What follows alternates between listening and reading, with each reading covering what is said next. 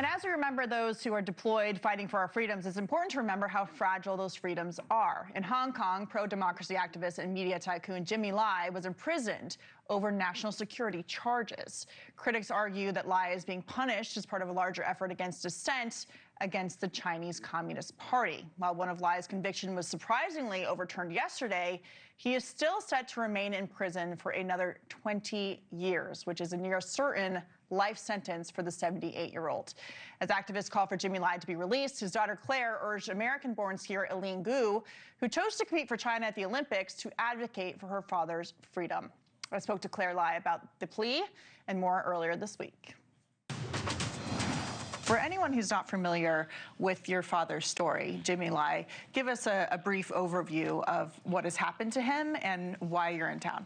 Great. So thank you so much for having me. And so my father, he's an entrepreneur and pro-democracy activist, non-violence from Hong Kong, a British citizen who has now been, he was charged 5 years ago and he's been in jail for over 5 years.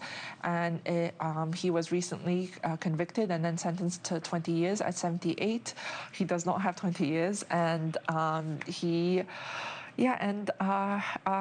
yeah, that's. And his sentence came down about 2 weeks ago, February 8th. His sentence came down about 2 weeks ago, and that's after being charged over 5 years ago. Now, tell me about the charges a little bit. This is under the national security law that the Chinese Communist Party has implemented in Hong Kong. Your father loves Hong Kong. It previously was a free state, essentially, a free city where you had free speech, you could engage in free enterprise, capitalism, business.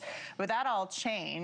When and why is it that your father has been now convicted under this communist law? Gosh, yeah, I mean, as you so rightly said, I mean, my father, he escaped communist China to come to Hong Kong, and you know, he was guided by the taste of like a half-eaten bar of chocolate, and went to Hong Kong, and he came to really know a lot of the freedoms that he then recognized as freedoms when he came to America, and his story is a rags to riches one.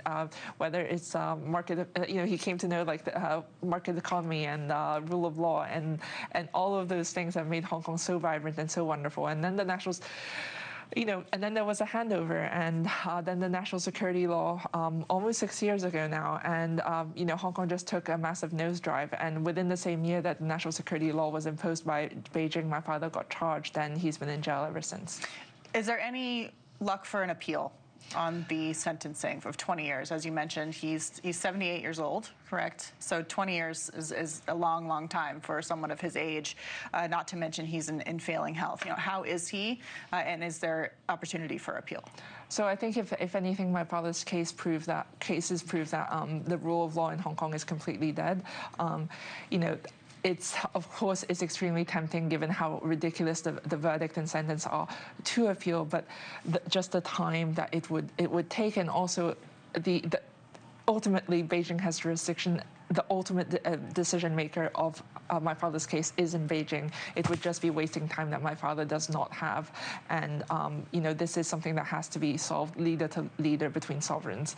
So hopes cannot be on whatever appeal there may be.